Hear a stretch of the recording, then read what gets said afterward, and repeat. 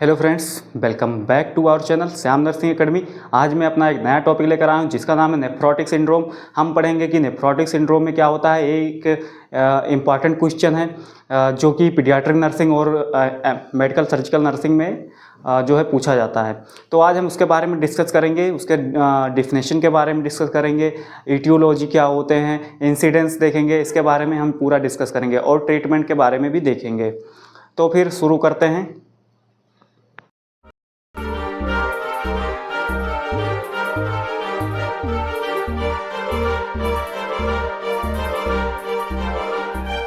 शुरू करते हैं डेफिनेशन के बारे में कि नेफ्रोटिक सिंड्रोम का डेफिनेशन क्या होता है। तो nephrotic syndrome is a clinical disorder.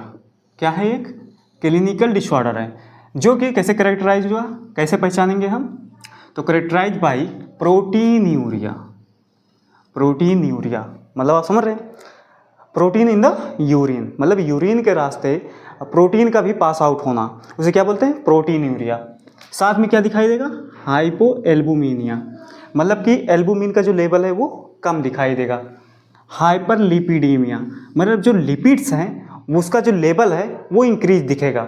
और साथ ही साथ में क्या दिखेगा? एडीमा दिखेगा। बात करें कि नेफ्रोटिक सिंड्रोम क्या है, तो नेफ्रोटिक सिंड्रोम एक क्लिनिकल डिसऑर्डर है जो कि प्रोटीनयूरिया दिखाई देता है, हाइपोएल्बुमिनिया दिखाई देता है, साथ ही साथ हाइपरलिपिडीमिया दिखाई देता है और साथ साथ में एडिमा। बात करें कि क्यों प्रोटीनयूरिया दिखाई देता है, तो अगर हम देखें कि जो ग्लोमेरुलस का डायग्राम होता है वो कुछ ऐसे होता है। यहाँ से अफरेंट आर्टरी आती है, इधर से निकल जाती है। तो जो बाय द वे किसी भी चेंजेस के कारण या कोई उसमें जो है ग्लोमेरुलस में कोई मतलब मस्कुलर चेंज हुआ, तो उसमें क्या होता है कि जो फिल्ट्रेशन है, जैसे यहाँ पर फिल्ट्रेट होता है तो एक छलनी का काम ही तो करता है, तो उसमें क्या जो ये छिद्र होते हैं वो बड़े हो जाते हैं किन्हीं कारणों की वजह से, जिसके कारण प्रोटीन जो है इसके थ्रू उसमें क्या कहते हैं, ट्यूब्यूल्स में आना शुरू हो जाते हैं और ट्यूब्यूल्स के थ्रू फिर कलेक्टिंग डक्ट में जाते हैं, इसे कलेक्टिंग डक्ट के थ्रू ब्लैडर में जाते हैं। इसी तरीके से चालू होता है। और जब प्रोटीन निकल जा रहा है अधिकतर मात्रा में तो हाइपोएल्बुमिनिया होगा। हाइपोएल्बुमिनिया क्यों होगा? क्योंकि प्रोटीन ही तो है भाई। एल्बुमिन क्या है? एक प्रोटीन है और सारे प्रोटीन निकल जा रहे हैं तो प्रोटीन कम होगा ही, तो एल्बुमिन भी कम होगा और एल्बुमिन कम होगा तो एडिमा भी होगा। एडिमा कैसे होता है? जो एल्बुमिन है वही तो मतलब कि कंसंट्रेशन को मेंटेन करने काम करता है, तो अगर जब वही निकल जा रहा है तो एडिमा दिखाई देगा। हाइपरलिपिडीमिया क्यों दिखाई देगा? क्योंकि कोलेस्ट्रॉल का जो लेवल है वो इंक्रीज होगा। क्यों इंक्रीज होगा इसके बारे में बात कर लेते हैं। तो जब प्रोटीन जो है वो निकल जा रहा है बाहर, प्रोटीन क्या करता है? प्रोटीन ही लिपिड्स को भी कंट्रोल करने काम करता है। तो जब प्रोटीन निकल जाता है तो लिपिड इंक्रीज होगा, क्योंकि प्रोटीन तो उसको मेंटेन करने काम कर रहा है लिपिड को, तो वो भी निकल जा रहा है। तो लिपिड क्या करेगा? जो हमारे आर्टरीज हैं, आर्टरीज उस पर एक मतलब लेयर बनाना शुरू कर देंगे लिपिड में। कोलेस्ट्रॉल जिसे बोलते हैं, कोलेस्ट्रॉल जिसे बोलते हैं, वो क्या करेगा? आर्टरी की जो ल्यूमेंस होती हैं उसको पतला करने काम करता है, जिससे हार्ट अटैक आने के भी चांस हो जाते हैं। और साथ ही साथ में क्या होगा कि जो एक डिजीज होता है ग्लोमेरुलर स्क्लेरोसिस, उसका मेन कारण यही होता है कि अगर जो लिपिड्स है अगर उसका लेवल ज़्यादा होता है तो ग्लोमेरुलर स्क्लेरोसिस होने का चांस होता है। नेक्स्ट बात कर लेते हैं, अगर एक बार फिर से हम पढ़ लें डेफिनेशन के बारे में, तो नेफ्रोटिक सिंड्रोम एक क्लिनिकल डिसऑर्डर है जिसमें प्रोटीनियर दिखाई देता है, हाइपोएल्बुमिनिया दिखाई देता है, हाइपरलिपिडीमिया दिखाई देता है और साथ ही साथ में एडिमा दिखाई देगा। क्यों प्रोटीनिया दिखाई देता है? क्योंकि जो ये होता है ग्लोमेरुलस होता है, उसकी जो छिद्र होती है, छानने की क्षमता जो होती है, उसके लिए छिद्रों में या उसकी ल्यूमेंस में इंक्रीज दिखाई देता है, जिससे जो फिल्ट्रेशन है उसमें प्रोटीन हमारे पास हो जाते हैं, पास होकर कलेक्टिंग डक्ट में जाते हैं और कलेक्टिंग डक्ट के थ्रू यूरिन ब्लैडर तक जाते हैं और यूरिन ब्लैडर से बाहर हो जाते हैं। जब यूरिन से प्रोटीन बाहर हो जाता है तो क्या होता है? एल्बुमिन भी कम हो जाता है, जिससे एडिमा दिखाई देता है और हाइपरलिपिडीमिया दिखाई देता है। लिपिड का जो कंसंट्रेशन है वो ब्लड में ज़्यादा हो जाएगा। इंसिडेंस की बात करें कि किस में ज़्यादा दिखाई देता है, तो जो नेफ्रोटिक सिंड्रोम है वो कॉमन किस में दिखता है, कॉमन अकर्स इन चिल्ड्रेन। मतलब कि जो नेफ्रोटिक सिंड्रोम है वो चिल्ड्रेन में ज़्यादा दिखाई देता है देन एडल्ट्स। मतलब एडल्ट्स के अकॉर्डिंग चिल्ड्रेन में ज़्यादा दिखाई देता है। कब दिखाई देता है, चिल्ड्रेन का अगर एज जो है बिटवीन 2 से 6 है, मतलब कि 2 और 6 के बीच में अगर उसका एज है तो उसमें ज़्यादा दिखाई देता है। About 80 to 85% occurs in children. मतलब जो नेफ्रोटिक सिंड्रोम है वो 80 से 85% चिल्ड्रेन में दिखता है, जबकि 15 से 20% जो है एडल्ट में दिखाई देता है। अब आप समझ गए होंगे, अगर आपको कोई दिक्कत आ रही हो तो कमेंट कर दीजिएगा। नेक्स्ट देख लेते हैं एटियोलॉजी आर कॉजेज, मतलब कि कारण क्या है इनके। एटियोलॉजी और कॉजेज सेम है। अभी पूछ रहा है कि नेफ्रोटिक सिंड्रोम होने के क्या कारण हैं, तो उसके बारे में डिस्कस करेंगे। तो मेन 2 कारण हैं, पहला है primary renal causes, secondary renal causes या systemic renal causes. Primary renal causes और सेकेंडरी रीनल कॉजेज में क्या डिफरेंसेस है। ज़्यादातर जो है होने के जो नेफ्रोटिक सिंड्रोम चांस है वो प्राइमरी कॉजेज से होता है, सेकेंडरी कॉजेज से जो है कम से कम होता है। तो इसमें है, पहला क्या है, प्राइमरी रीनल कॉजेज में मिनिमल चेंज ऑफ नेफ्रोपैथी। जो नेफ्रॉन्स है उसमें कोई चेंजेस आ गया है। फॉर एग्जांपल जैसे बात करें कि ये तो पूरा नेफ्रॉन की स्ट्रक्चर है, आप जानते हैं, तो जो ग्लोमेरुलस है उसमें किसी कारण से यहाँ की जो छिद्र हैं वो बड़ी हो गई, जिससे इन छिद्रों की वजह से प्रोटीन जो है बाहर निकलते हैं। और प्रोटीन जब शरीर से बाहर जाएगा तो हाइपोएल्बुमिनिया होगा। क्यों होगा ये तो मैं बता चुका हूँ, क्योंकि एल्बुमिन एक प्रोटीन है और जब प्रोटीन ही बाहर जा रहा है तो साथ साथ एल्बुमिन भी बाहर जाएगा, जिससे प्रोटीन की बहुत ज़्यादा मात्रा में कमी हो जाएगी। प्रोटीन की मात्रा कम होगी तो लिपिड को कंट्रोल नहीं किया जा सकता, मतलब कि फिर क्या होगा, हाइपरलिपिडेमिया होगा। मतलब जो ब्लड में लिपिड की मात्रा है वो ज़्यादा होगी। जैसे लिपिड की मात्रा ज़्यादा होगी तो कोलेस्ट्रॉल भी बढ़ेगा, और कोलेस्ट्रॉल बढ़ेगा तो जो बात करें कि हमारी जो वेसल्स की ल्यूमेंस हैं उनमें जो है वो डिपोजिट होना शुरू हो जाएगा, जिससे उसकी जो ल्यूमेंस है वो पतली हो जाएंगी और हार्ट अटैक आने का चांस हो जाएगा। तो हमने पढ़ा नेफ्रोपैथी, मतलब नेफ्रॉन्स पे कोई भी डिजीज हो जाए उसके कारण से जो है मतलब नेफ्रोटिक सिंड्रोम हो सकता है। ग्लोमेरुलोस्क्लेरोसिस मैंने बताया ये भी कि क्या होता है, जब प्रोटीन की मात्रा अधिक मात्रा में बाहर हो जाती है, लिपिड कंट्रोल नहीं होता है, तो जो मतलब रीनल की जो वो होती हैं, वेन होती हैं, उनमें थ्रोम्बोसिस होना शुरू हो जाता है या क्लॉटिंग होना शुरू हो जाता है, जिससे जो ग्लोमेरुलस की जो ये वाल्स होती हैं वो मोटी होना शुरू हो जाती हैं या उनमें सोइलिंग आना शुरू हो जाता है, जिससे वो हार्ड हो जाती हैं। और हार्ड हो जाएंगी तो भी फिल्ट्रेशन सही से नहीं होगा। नेक्स्ट बात कर लें ग्लोमेरुलोनेफ्राइटिस, मतलब कोई इन्फ्लामेशन हो गया है किसमें, ग्लोमेरुलस में, तो उसके कारण से जो है नेफ्रोटिक सिंड्रोम देखा जाता है। नेक्स्ट बात कर लें सेकेंडरी कॉजेज क्या होते हैं या सिस्टेमिक कॉजेज क्या होते हैं जो कि नेफ्रोटिक सिंड्रोम कॉज करते हैं। तो पहला है इन्फेक्शन। अगर बॉडी में कहीं इन्फेक्शन है या किडनी में भी इन्फेक्शन है तो उसके कारण से जो है नेफ्रोटिक सिंड्रोम हो सकता है। टॉक्सिन्स, अगर हम कोई टॉक्सिन्स खा रहे हैं, जैसे मरकरी है बाय द वे किसी कारण से खा लिए, बहुत लोग होते हैं गोल्ड कंजप्शन करते हैं, पेंसिलिन का यूज ज़्यादा करते हैं, तो हमें जो नेफ्रोटिक सिंड्रोम है होने का चांस है। एलर्जीज, जैसे इनहेल पॉलन, मतलब कोई पॉलन ग्रेन वगैरह होता है वो अगर इनहेल कर लिए तो उसके कारण से हो जाता है। फूड एलर्जी, अगर कोई फूड जो एलर्जिक है, जैसे बहुत लोग होते हैं अंडा मांस नहीं खाते हैं क्योंकि एलर्जी होता है उससे, तो अगर वैसी चीज़ें खाते हैं तो भी जो है नेफ्रोटिक सिंड्रोम होने के चांस हैं।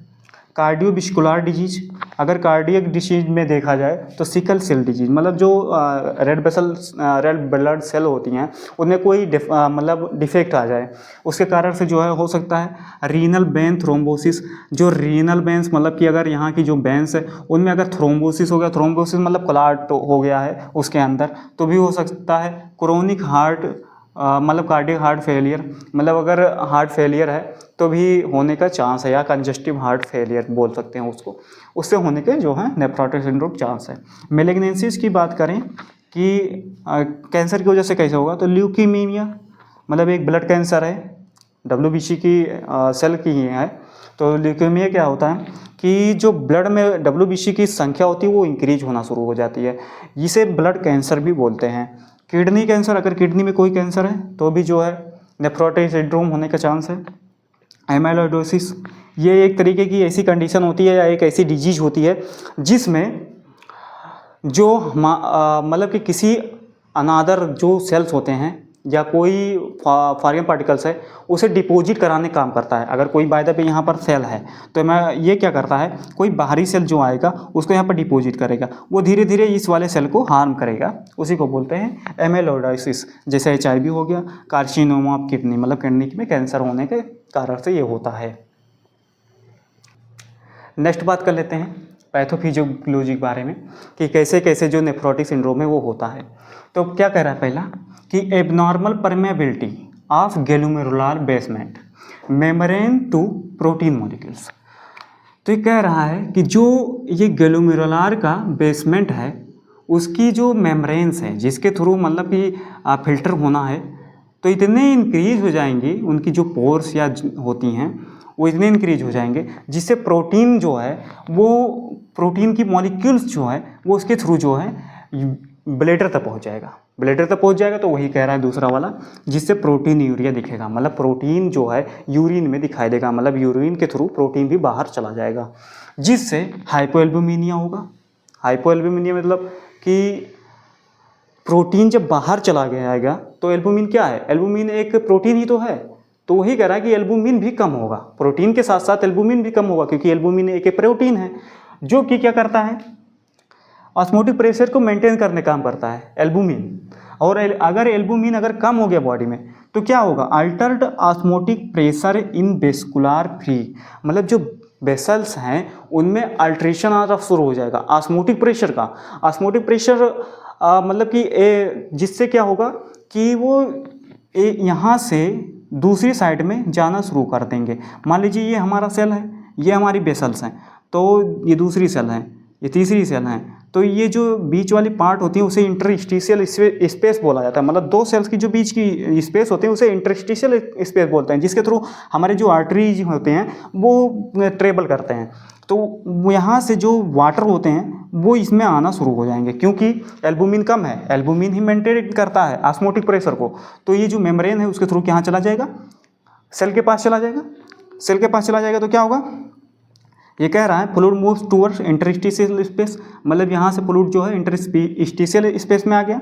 देन क्या होगा, stimulation of plasma renin activity and aldosterone production, stimulate होगा उसके बाद में जब इंटरस्टिशियल मतलब जब इंटरस्टिशियल स्पेस में जाना शुरू हो जाएगा फ्लूइड, तो क्या होगा, स्टिमुलेशन हो जाएगा किस चीज़ का, रेनिन का, कि रेनिन बढ़ाओ, एल्डोस्टेरोन प्रोडक्शन मतलब एल्डोस्टेरोन प्रोडक्शन करेगा, जिससे क्या करेगा, जो यहाँ की स्पेस होती हैं उसमें सोडियम और वाटर का रिटेंशन होना शुरू हो जाएगा, जिसे एडिमा बोलते हैं। मतलब कहीं पर भी वाटर और सोडियम का रिटेंशन हो रहा, मतलब वहाँ पर एडिमा होगा, स्वेलिंग होगा, हाथ फूल जाएगा, ऐसा दिखाई देगा, इसी कारण से होता है। अगर एक बार नेक्स्ट पढ़ लें तो abnormal permeability of glomerular basement membrane to protein molecules, जो ग्लोमेरुलर्स की मेम्ब्रेन है उसमें परमेबिलिटी जो होती है इंक्रीज हो जाती हैं, जिससे जो प्रोटीन की मॉलिक्यूल्स है उसके थ्रू बाहर हो जाएंगे, क्योंकि साइज बड़ा हो गया तो मॉलिक्यूल बाहर होंगे, जिससे वो यूरिन तक पहुंच जाएंगे, तो उसी को बोलना है प्रोटीन यूरिया दिखेगा, मतलब यूरिन में जब पहुंचेगा तो यूरिन के थ्रू बाहर भी जाएगा तो प्रोटीन यूरिया हो गया, जिससे हाइपोएल्बुमिनिया होगा, मतलब एल्बुमिन की लेवल भी कम हो जाएगी क्योंकि प्रोटीन ही कम हो रहा है। क्या होगा, एल्बुमिन जब बाहर चला जाएगा तो ऑस्मोटिक प्रेशर अल्टर होगी, ऑस्मोटिक प्रेशर अल्टर होगी तो जो फ्लूइड जो है जो ब्लड वेसल्स में ट्रेवल कर रहा था वो इंटरस्टिशियल स्पेस में जाएगा। इंटरस्टिशियल स्पेस मैंने बता ही दिया है, दो सेल के बीच की स्पेस जो होती हैं उसी को बोला जाता है इंटरस्टिशियल स्पेस, उसमें जाना शुरू हो जाएगी, जिससे stimulation of plasma renin activity, मतलब कि जो प्लाज्मा की रेनिन एक्टिविटी है वो इंक्रीज होगी और एल्डोस्टेरोन का प्रोडक्शन शुरू होगा। और उसके बाद में क्या दिखता है, सोडियम और वाटर का रिटेंशन होता है, किस जगह पर वाटर रिटेंशन होगा, इसके बीच में, इंटरस्टिशियल स्पेस के बीच में, जिससे एडिमा देखने को मिलता है।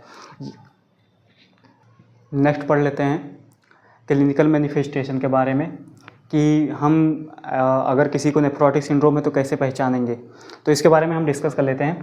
तो अगर किसी पेशेंट में अगर नेफ्रोटिक सिंड्रोम है तो उसके शरीर में एडिमा दिखाई देगा। एडिमा कहाँ कहाँ दिखाई देगा? मुंह पे दिखाई देगा, आँख के पास दिखाई देगा, पैर में दिखाई देगा, ऐसी जगहों पे जो है एडिमा दिखाई देगा। इरिटेबिलिटी मतलब वो इरिटेट बहुत होगा।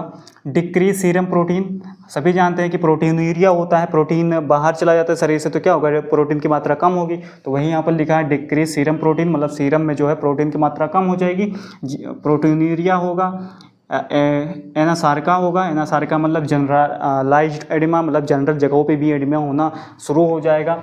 साथ ही साथ एनोरेक्जिया दिखाई देगा। एनोरेक्जिया मतलब भूख नहीं लगेगी। हाइपर टेंशन मतलब टेंशन बहुत ज़्यादा होगा। एसाइटिस मीन्स होता है मतलब एब्डोमेन में भी, मतलब कि एब्डोमेन के किसी भी एक पार्ट पे एडिमा दिखाई देगा, उसी को एसाइटिस बोलते हैं। हेमेचूरिया मतलब कि ब्लड, जो यूरिन में ब्लड की मात्रा भी दिखाई देना शुरू हो जाएंगी। डिक्रीज यूरिन आउटपुट, यूरिन की जो आउटपुट है वो कम से कम हो जाएगी। नेक्स्ट बात कर लेते हैं डायग्नोस्टिक इवैल्यूएशन के बारे में कि डायग्नोस कैसे करेंगे हम, कि क्या क्या टेक्निक है यूज करके डायग्नोस किया जा सकता है। तो पहले हिस्ट्री कलेक्शन, उसका हिस्ट्री पूरा लेंगे। फिजिकल एग्जामिनेशन करेंगे कि क्या एडिमा है, क्या वो इरिटेट हो रहा है, भूख नहीं लग रही है, एसाइटिस है, ये सब चेक करेंगे फिजिकल एग्जामिनेशन में। फिर चेक करेंगे एब्डोमिनल यूएसजी, मतलब एब्डोमेन का पूरा अल्ट्रासाउंड कराएंगे। यूरिन का एनालिसिस करेंगे, यूरिन को मतलब टेस्ट कराएंगे। रीनल बायोप्सी, रीनल का बायोप्सी कराएंगे, मतलब कि किडनी का जो है बायोप्सी कराएंगे। बायोप्सी क्यों कराएंगे? कैंसर का पता करने के लिए बायोप्सी करते हैं, वहाँ पे से थोड़ा सा सेल जो है निकाल के चेक करते हैं, तो ये करेंगे। नेक्स्ट बात कर लेते हैं मैनेजमेंट के बारे में कि मैनेज कैसे करेंगे, ठीक कैसे करेंगे, उसके बारे में हम अगर बात कर लें तो पहला है मेडिकल मैनेजमेंट। मेडिकल मैनेजमेंट में हम देंगे एंजियोटेंसिन कन्वर्टिंग एंजाइम इनहिबिटर, मतलब कि जो कि ऐसा ड्रग्स देंगे जो कि एंजियोटेंसिन कन्वर्टिंग एंजाइम को कम कर दे, मतलब इनहिबिट कर दे, रोक दे। तो क्या है उसमें? Captopril, enalapril. पहले तो मैं बता दूं कि ये ड्रग जो है बिना प्रिस्क्राइब किए हुए नहीं लेना है किसी को। पहले आप अगर ये सारे सिम्टम्स आ रहे हैं तो आप नज़दीकी डॉक्टर से मिलिए, उनसे संपर्क करिए, उसके बाद में ही कोई ड्रग का उपयोग करिए। नेक्स्ट क्या है? डायूरेटिक्स। डायूरेटिक्स क्यों देते हैं? अंदर की जो पानी है, जो एडिमा की वजह से भर गए हैं, उसको कम करने के लिए, मतलब ज़्यादा से ज़्यादा मात्रा में यूरिन को आउटपुट कराएंगे। तो उसमें क्या देंगे? फ्यूसोमाइड, एक ड्रग्स आती है फ्यूसोमाइड, जो कि यूरिन का आउटपुट इंक्रीज कर देती है, मतलब पेशाब बहुत ज़्यादा लगेगा। उसके साथ में क्या क्या एक और ड्रग्स ऐड कर देते हैं, स्पायरोनोलेक्टोन, उसको ऐड करके हम डायूरेटिक्स में देते हैं। नेक्स्ट है कार्टिकोस्टेरॉइड्स। क्यों देते हैं कार्टिकोस्टेरॉइड्स? इन्फ्लामेशन को कंट्रोल करने के लिए। अगर बाय द वे जैसे ग्लोमेरुलोनेफ्राइटिस हो गया, ग्लोमेरुलस में इन्फेक्शन हो गया या इन्फ्लामेशन हो गया, उसको रोकने के लिए हम कॉर्टिकोस्टेरॉइड ड्रग देते हैं, जिसमें प्रेडिनोसोन देते हैं। नेक्स्ट है एंटीकोगुलेंट्स, मतलब कि अगर कहीं पर ब्लड जम रहा है तो उसको रोकने के लिए देंगे हम वारफेरिन देंगे। नेक्स्ट है इम्यून सप्रेसिव एजेंट। अगर इम्यून को सप्रेस करना है, बाय द वे कोई ऐसी डिजीज है जो इम्यून को मतलब इम्यूनिटी के कारण हो रही है, मतलब इम्यूनिटी, हमारी जो इम्यून सिस्टम है वो खुद को हार्मफुल समझ रही है, अगर ऐसा है तो उसमें एक हम ड्रग देंगे इम्यून सप्रेसिव एजेंट। हमारा जो इम्यून है या इम्यूनिटी सिस्टम है उसको सप्रेस कर देगी, उसमें क्या देंगे? इम्यूरेन। फिर देंगे एंटी न्यूप्लाज्मिक एजेंट सच एस साइक्लोफोसामाइड, इसको देंगे। नेक्स्ट बात कर लेते हैं नर्सिंग मैनेजमेंट के बारे में कि नर्स क्या क्या मैनेज करेगी। तो जब केयर ड्यूरिंग हॉस्पिटलाइजेशन, जब बच्चा या मेल्स हॉस्पिटल में है तो केयर करना है अच्छी तरीके से।